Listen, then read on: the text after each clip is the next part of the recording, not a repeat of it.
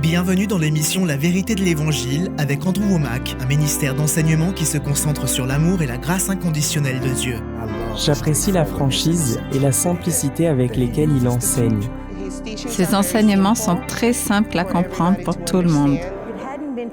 Je ne sais pas où j'en serais sans ce ministère. Et maintenant, voilà Andrew. Bonjour, je suis Andrew Womack et c'est un réel honneur pour moi de pouvoir vous parler de la bonté de Dieu. C'est vraiment ce dont je voudrais parler aujourd'hui, du fait que Dieu est vraiment bon. Vous savez, beaucoup de personnes croient que Dieu existe. Elles n'ont aucun doute quant à son existence. Elles essaient de lui plaire, mais ce qu'elles ne comprennent pas, c'est la manière dont Dieu aimerait que nous entrions en relation avec lui. Et elles ont une perception de Dieu qui est erronée. Elles pensent qu'il est dur, méchant, qu'il exige votre soumission, et qu'à moins que vous ne fassiez tout correctement, Dieu ne vous bénira pas. J'ai moi-même été élevé avec ce raisonnement. Je suis né de nouveau à l'âge de 8 ans. J'ai réellement reçu le salut. Le lendemain, juste après avoir pris cet engagement avec le Seigneur, je suis allé à l'école où j'ai rejoint certains de mes camarades et ils ont vu que j'avais changé. Ils m'ont demandé « Qu'est-ce qui est différent chez toi ?» Le jour après ma nouvelle naissance, à l'âge de 8 ans, les gens pouvaient voir que ma vie avait changé. Je sais que j'avais une relation avec le Seigneur. Je crois que si j'avais perdu la vie, s'il m'était arrivé quelque chose à ce jeune âge, je serais immédiatement entré dans la présence du Seigneur. Cependant, pour une raison ou une autre, je croyais que Dieu exigeait de moi que j'accomplisse un certain nombre de choses afin d'obtenir ses bénédictions. Et je pense sincèrement avoir essayé de lui plaire plus que n'importe quelle autre personne que je connaissais. Je ne raconte pas cela pour me faire valoir ou d'une manière orgueilleuse, mais très honnêtement, je vivais une vie plus sainte que celle du pasteur de mon église. Chaque semaine, j'amenais de nouvelles personnes au Seigneur. En tant qu'adolescent, je passais 2 soirées par semaine à frapper aux portes et à parler aux gens du Seigneur. Le dimanche matin, je me tenais debout à côté de 2 ou 3 personnes que j'avais amenées à Dieu au cours de la semaine. Je ne suis pas certain qu'elles étaient réellement nées de nouveau. Je ne suis pas sûr de les avoir amenées à entretenir une vraie relation avec le Seigneur, parce qu'au final, tout ce que je cherchais était de gagner la faveur de Dieu. Et ce que je faisais, je débitais tout un baratin qu'on m'avait enseigné. Je leur demandais de répéter une prière après moi. Je demandais aux gens, y a-t-il une raison pour laquelle vous ne pouvez pas faire cette prière avec moi maintenant? Et il y avait très peu de gens qui restaient assis là et qui répondaient, laisse-moi tranquille, je veux aller en enfer. Donc ils priaient avec moi. Je ne sais pas s'ils étaient ou non sincères, s'il y avait ou non un réel engagement de cœur, je n'en sais rien. Mais je retournais à l'église et je disais à tout le monde ce que j'avais fait. On me félicitait, on me disait à quel point j'étais pieux. Cependant, ma motivation ne venait pas de mon amour pour Dieu ou de mon amour pour les gens à qui je témoignais. J'agissais par amour pour moi-même et parce que je pensais que si je faisais toutes ces choses, alors Dieu agirait dans ma vie. Je pensais que l'amour que Dieu me portait était proportionnel à ma sainteté et à la qualité de mon style de vie. J'entretenais une relation avec Dieu basée sur les œuvres. Et ce que je souhaite partager avec vous aujourd'hui, non seulement lors de cette émission, mais également au cours des épisodes à venir, c'est que cela n'est pas une bonne interprétation ou une bonne représentation de qui Dieu est ou de ce qu'il attend de nous. Dieu n'agit pas dans notre vie grâce à notre bonté. Et c'est ce qui a pourtant été souvent enseigné au sujet du Seigneur. Dans Jean, au chapitre 8, verset 30, on lit « Comme Jésus disait cela, beaucoup crurent en lui. » Il me semble que c'est bien au verset 30, et ensuite au verset 31, il est écrit « Alors il dit aux Juifs qui avaient cru en lui, si vous demeurez dans ma parole, vous êtes vraiment mes disciples. » Donc le fait de demeurer dans la parole de Dieu est ce qui fait de nous de vrais disciples de Jésus. Et au verset suivant, au verset 32, il est écrit « Vous connaîtrez la vérité, et la vérité vous rendra libres. » C'est la vérité qui nous rend libres. Pourtant, on a beaucoup déformé le caractère de Dieu, ce qui a conduit les gens à penser qu'il exige certaines actions de notre part sans quoi il ne répondra pas à nos prières, ou il ne manifestera pas sa bénédiction dans nos vies et ce genre de choses. C'est cette mauvaise compréhension de Dieu et de son caractère qui crée tant de frustration dans la vie des chrétiens. Je sais que je m'adresse à certaines personnes aujourd'hui qui n'ont pas réellement une relation personnelle avec le Seigneur. Et si c'est le cas, alors comprenez que c'est la clé qui permet d'ouvrir la porte à tout le reste. Il vous faut commencer par là. Vous devez remettre votre vie au Seigneur et ne pas seulement vous contenter de reconnaître qu'il existe. La Bible dit dans Jacques au chapitre 2, verset 19, « Tu crois qu'il y a un seul Dieu, tu fais bien, les démons aussi le croient et ils tremblent. Veux-tu reconnaître, homme sans intelligence, que la foi sans les œuvres est morte? En croyant simplement que Dieu existe, vous ne faites rien de plus que ce que fait le diable. Le diable reconnaît que Dieu existe, mais il ne lui est pas soumis. Il ne lui a pas remis sa vie. Au contraire, sa vie est en opposition à Dieu. Donc, si vous n'êtes jamais réellement entré dans une relation personnelle avec Dieu, il est important que vous compreniez qu'il s'agit de bien plus que de se contenter de croire en son existence. Vous devez vous abandonner à lui, vous soumettre à lui, faire de lui votre Seigneur. Romains 10, 9 dit « Si tu reconnais publiquement de ta bouche que Jésus est le Seigneur », ce sont plus que de simples mots, il faut vous soumettre et faire de Jésus le Seigneur de votre vie. Cela ne veut pas dire que vous ne ferez jamais d'erreur, ni que vous ferez tout parfaitement. Dieu nous pardonne et il est plein de grâce. Cependant, vous devez être prêt à vous détourner de vous-même, de votre ego, de vos péchés, de votre intellect, de votre propre façon de faire les choses et vous abandonner à Dieu. Donc on a vu qu'il est écrit, si tu reconnais publiquement de ta bouche que Jésus est le Seigneur et si tu crois dans ton cœur, pas seulement dans ton cerveau, l'existence de Dieu n'est pas quelque chose que l'on reconnaît qu'avec son cerveau. Non, c'est avec le cœur que cela doit se faire. Ce qui signifie qu'avec toute votre vie et tout ce que vous êtes, vous faites de Jésus le Seigneur de votre vie. Donc si tu reconnais publiquement de ta bouche et si tu crois dans ton cœur que Dieu l'a ressuscité, tu seras sauvé. En effet, c'est avec le cœur que l'on croit et parvient à la justice, et c'est avec la bouche que l'on affirme une conviction et parvient au salut. Ensuite, au verset 13, il est écrit « En effet, toute personne qui fera appel au nom du Seigneur sera sauvée. » Il y a probablement des personnes qui regardent cette émission qui n'ont pas cette relation personnelle avec Dieu. Et si vous parveniez à comprendre ce que j'explique à partir de Romains chapitre 10, du verset 9 au verset 13, vous pourriez entrer dans une relation personnelle avec le Seigneur. Me concernant, je suis né de nouveau à l'âge de 8 ans, comme je le disais tout à l'heure, et je sais que j'ai reçu le salut. Ce n'est pas le problème. J'avais une relation personnelle avec Dieu, mais j'avais une image déformée de son caractère. On m'avait enseigné que si je voulais recevoir quoi que ce soit de la part de Dieu, dans un sens, je devais mériter sa faveur en faisant un certain nombre de choses. J'avais ce concept selon lequel si je faisais 10 bonnes œuvres, si j'étudiais la parole de Dieu, si je priais, que j'allais à l'église, si je payais ma dîme, si j'accomplissais toutes ces œuvres, alors je pourrais en quelque sorte échanger ces bonnes actions contre une réponse à mes prières. En d'autres termes, Dieu agissait en fonction de moi. Mais ce que j'ai appris avec les années et que je vais partager avec vous au cours des prochaines émissions, c'est que la foi n'est pas quelque chose que nous faisons dans le but que Dieu nous réponde. On pourrait aussi dire que la sainteté n'est pas quelque chose que nous faisons pour obtenir une réponse de la part de Dieu, mais plutôt que la foi est notre réponse à ce que Dieu a déjà fait par la grâce. La clé pour apprendre à entrer en relation avec Dieu est de comprendre que Dieu nous aime, non parce que nous sommes aimables, mais parce qu'il est amour. 1 Jean chapitre 4 au verset 8. C'est l'amour immense de Dieu à notre égard qui compte. Ce n'est pas parce qu'il a vu quelque chose de valeur en nous qu'il a été motivé à agir à notre égard, mais plutôt parce qu'il désire nous prouver son amour. Romains chapitre 5 verset 8 dit « Mais voici comment Dieu prouve son amour envers nous. Alors que nous étions encore des pécheurs, Christ est mort pour nous. » Ensuite, au verset suivant, on lit que s'il a prouvé son amour envers nous alors que nous étions encore pécheurs, à combien plus forte raison nous aime-t-il aujourd'hui? Pourtant, la personne moyenne qui fréquente une église aujourd'hui et qui a même peut-être eu une rencontre personnelle avec le Seigneur, qui a vécu l'expérience de la nouvelle naissance en plaçant sa foi en Jésus, en croyant qu'il est leur sauveur, des gens qui se sont approchés de Dieu tels qu'ils étaient, sans mettre en avant leurs bonnes actions et qui ont donc placé leur confiance en Jésus pour obtenir le salut. Ils l'ont reçu non pas sur la base de ce qu'ils ont fait, mais sur la base de ce que Christ a fait.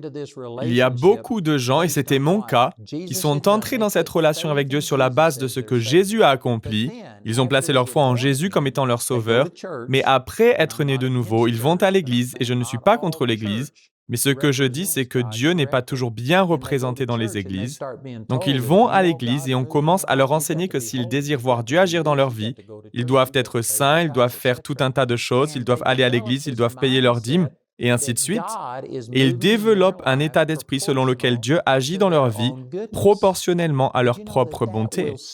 Cet état d'esprit est ce qui arrête la puissance de Dieu et l'empêche d'agir dans votre vie.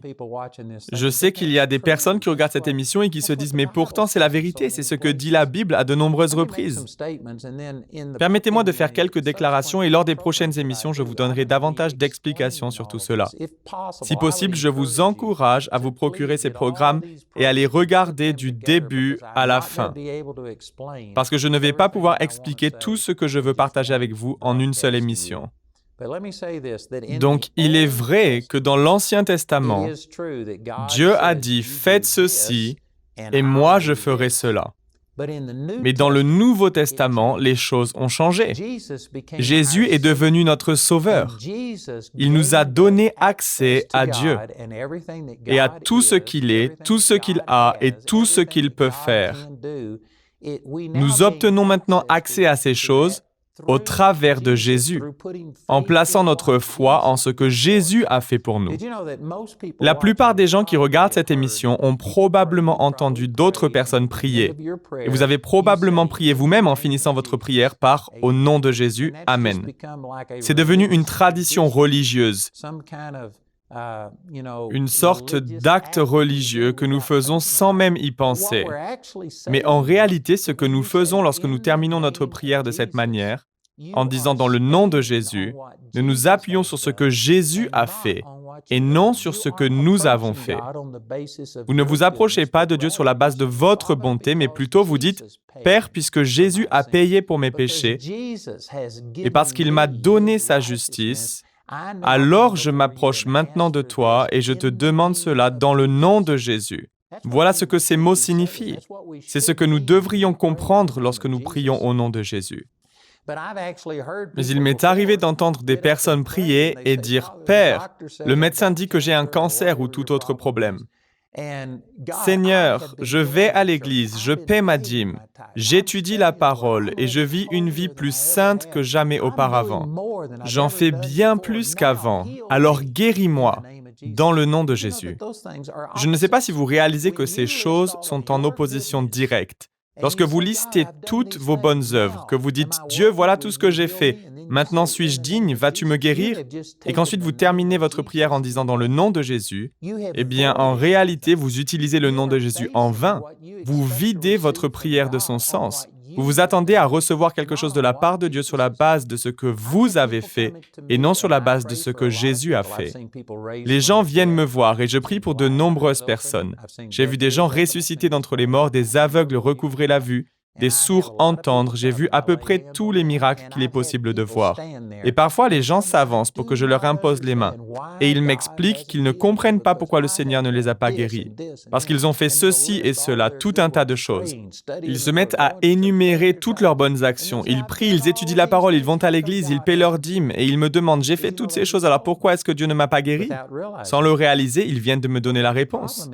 Vous voyez, le problème est qu'ils ne regardent pas à ce que Jésus a fait pour eux. Ils ne s'attendent pas à recevoir de la part de Dieu sur la base de ce que Jésus a fait pour eux, mais sur la base de ce qu'ils ont fait. Et c'est la raison pour laquelle ils me disent « J'ai fait toutes ces choses, alors pourquoi Dieu n'a-t-il encore rien fait ?»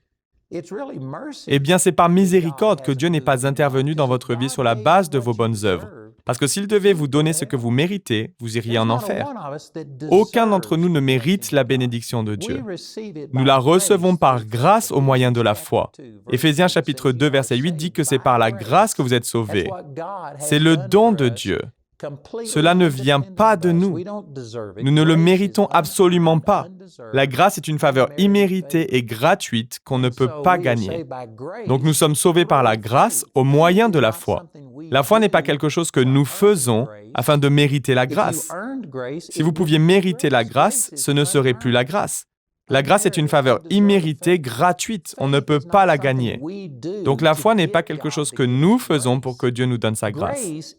La grâce est la nature même de Dieu, c'est ce qu'il possède et elle nous est rendue disponible de manière imméritée et gratuite. Quant à la foi, c'est tout simplement notre réponse, le fait de tendre la main et de nous saisir de ce que Dieu nous a déjà donné.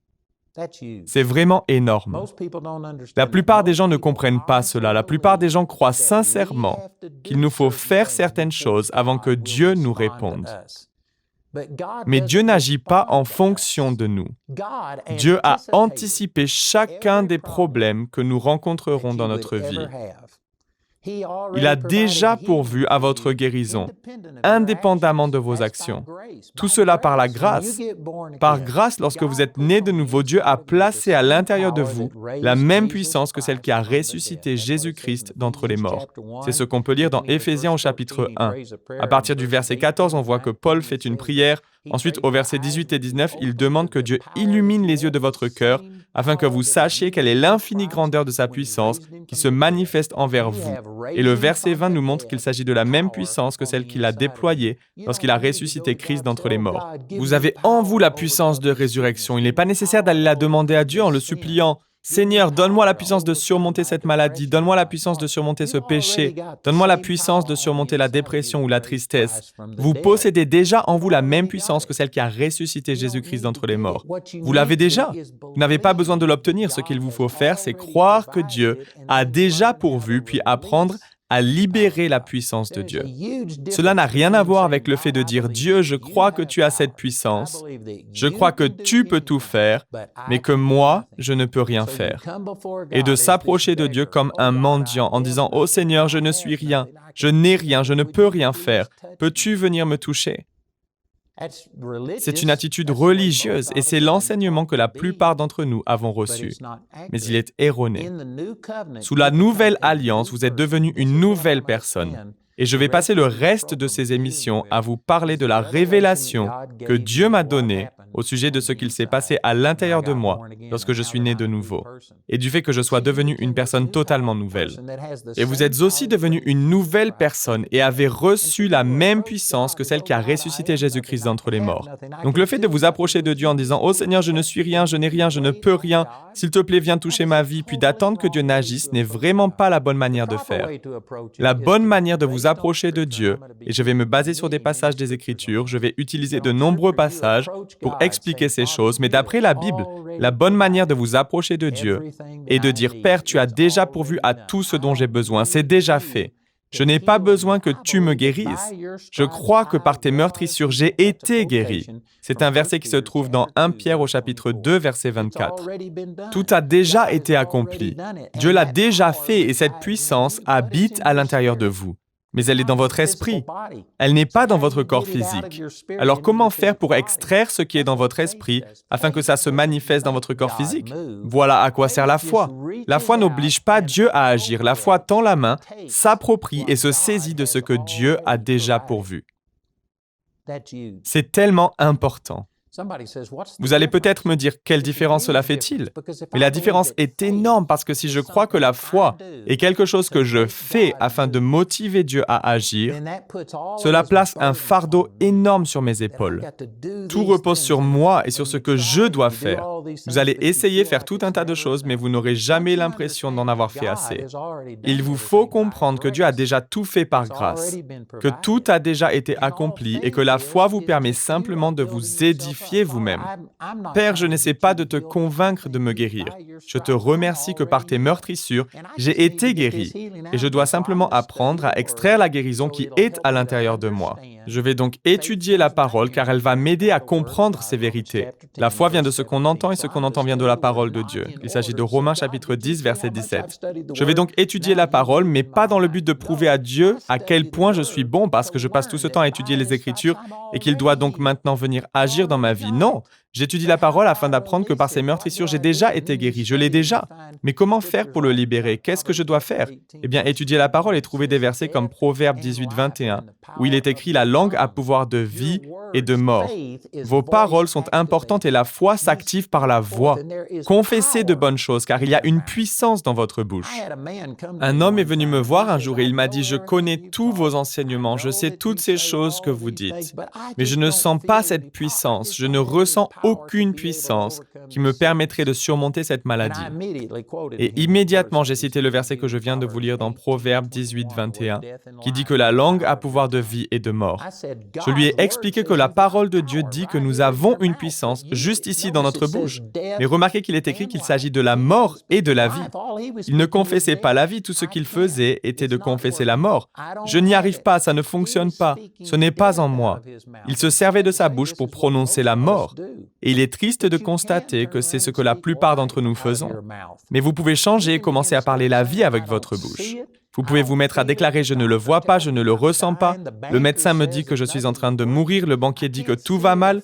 Je ne vois rien et je ne ressens rien, mais la parole de Dieu me révèle que j'ai la même puissance à l'intérieur de moi que celle qui a ressuscité Jésus-Christ d'entre les morts. Donc même si je ne peux pas le voir ou le ressentir, je crois en ce que dit la parole de Dieu. Mettez-vous à le confesser de votre bouche. Et vous savez que la Bible dit que la foi vient de ce qu'on entend et ce qu'on entend vient de la parole de Dieu. Commencez à parler des versets à haute voix. Par ces meurtrissures, j'ai été guéri. 3 Jean chapitre 1 verset 2 dit « Bien-aimé, je souhaite que tu prospères à tout point de vue et sois en bonne santé à l'image de ton âme. » Cela vous montre quelle est la volonté de Dieu. Confessez que c'est la volonté de Dieu que vous soyez en bonne santé, que vous êtes déjà guéri. Et lorsque vous commencez à proclamer ces choses, la vie sort de votre bouche et a un impact sur votre corps, vos finances, votre mariage ou tout autre domaine pour lequel vous priez. J'espère que vous pouvez voir qu'il y a une énorme différence entre ce que j'explique et la manière dont la plupart des religions s'approchent de Dieu. Ils croient que Dieu existe, ils croient qu'il est puissant, mais ils ne croient pas avoir reçu une quelconque puissance en eux. Donc ils font tout un tas de choses en espérant que ce sera suffisant pour apaiser un Dieu en colère et que d'une manière ou d'une autre, cela obligera Dieu à libérer sa puissance dans leur vie. Mais ce que j'aimerais vous démontrer, c'est qu'il vous faut dire « Père, lorsque je suis né de nouveau, tu as placé la même puissance à l'intérieur de moi que celle qui a ressuscité Jésus-Christ d'entre les morts. Je l'ai déjà. Je n'ai pas besoin de te demander de me donner quoi que ce soit. Je dois simplement te louer pour ce que tu as déjà fait et convaincre mes pensées et mon cœur que je l'ai déjà. » Lorsque votre cœur s'aligne avec ce qui est vrai à l'intérieur de vous, alors la puissance surnaturelle de Dieu se met à couler à travers vous et à être libéré dans n'importe quelle situation à laquelle vous êtes confronté. Mais on en revient toujours au fait qu'il vous faut connaître la vérité. Dans Jean chapitre 8, verset 32, Jésus dit « Vous connaîtrez la vérité et la vérité vous rendra libre. » Le seul fait de croire que Dieu existe n'est pas suffisant. Les démons aussi le croient et ils tremblent devant le nom du Seigneur. Le simple fait de croire que Dieu peut guérir ou qu'il peut vous faire prospérer ou qu'il peut répondre à vos prières n'est pas suffisant. Cela ne permet pas de voir la puissance de Dieu se manifester. Il vous faut commencer à comprendre comment fonctionne le royaume de Dieu. Vous devez comprendre que vous n'avez pas à forcer Dieu ou à le convaincre de faire quoi que ce soit. Il vous faut tout simplement recevoir ce que Dieu a déjà pourvu. Et vous savez, la Bible nous dit que mon peuple est détruit parce qu'il lui manque la connaissance. C'est exactement ce que je constate. Les gens sont détruits. C'est pour cela que je partage ces vérités. Donc, je viens d'introduire le sujet dont je vais parler au cours des prochaines émissions. Et je peux vous dire que depuis que j'enseigne ces choses, j'ai vu des milliers, sans exagérer, même des dizaines de milliers, voire même des centaines de milliers de personnes qui ont compris, se sont saisis de ces vérités et qui ont commencé à utiliser ce que Dieu a déjà pourvu. Ils ont appris à le libérer et j'ai vu des personnes revenir à la vie. J'ai personnellement vu 3 personnes ressusciter d'entre les morts, y compris mon fils et ma femme. Et j'ai prié pour de nombreuses personnes. Nous connaissons personnellement plus de 50 personnes qui ont soit été ressuscitées d'entre les morts, ou bien qui ont ressuscité quelqu'un d'autre d'entre les morts. Nous voyons les aveugles recouvrer la vue. Je vous dis ces choses dans le but de démontrer que ce dont je vous parle fonctionne. Et je crois que Dieu désire faire ces choses pour chacun d'entre nous. Mais pour cela, vous devez connaître la vérité. C'est la vérité que vous connaissez qui vous rend libre. Ce que vous ne connaissez pas est ce qui vous tue. Il y a un dicton que j'ai entendu souvent, selon lequel ce que vous ne savez pas ne peut pas vous faire de mal. C'est complètement faux. C'est ce que vous ignorez qui est en train de vous tuer. Et il est triste de constater que nous ne comprenons pas que Dieu est un Dieu bon et qu'il a déjà tout payé pour nous. Il nous a donné le nom de Jésus et nous pouvons recevoir de la part de Dieu au travers de ce que Jésus a fait, sur la base de sa sainteté et non la nôtre. Si vous arriviez à comprendre ces choses, je peux vous garantir que cela transformerait votre vie. Voilà ce dont je vais parler cette semaine. Je vous encourage à me rejoindre pour les prochaines émissions. L'émission d'aujourd'hui fait partie d'une série spéciale que nous sommes heureux de pouvoir partager avec notre audience francophone. Nous espérons que ce message vous a béni. Notre ligne téléphonique est ouverte aux heures indiquées à l'écran. Appelez-nous si vous avez des questions sur ce programme, si vous avez besoin de prière ou si vous désirez commander l'un de nos enseignements. Vous pouvez nous contacter au numéro qui s'affiche à l'écran. Ce programme a été rendu possible grâce au soutien financier de nos partenaires. Si vous souhaitez devenir partenaire, vous pouvez le faire en appelant ces numéros. La prochaine fois dans la vérité de l'Évangile. Mais si nous étions le point central de la création, alors pourquoi Dieu ne nous a-t-il pas créés en premier? Pourquoi a-t-il attendu le dernier jour de la création pour créer Adam et Ève? C'est parce que la terre n'était pas encore prête pour les accueillir. Réalisez-vous que si Dieu nous avait créés en premier, il n'y aurait pas eu de terre ferme où poser nos pieds pendant 4 jours. Il aurait fallu garder la tête hors de l'eau pendant 4 jours. Il n'avait pas encore créé la terre ferme, il n'avait pas encore créé les arbres et tout le reste. S'il nous avait créés en premier lorsque les montagnes se sont élevées, que les arbres sont sortis de terre, il aurait fallu les éviter, faire attention aux arbres qui poussaient et aux montagnes qui s'élevaient et ce genre de choses. Ce n'était pas prêt. Rejoignez-nous pour plus d'émissions La vérité de l'Évangile.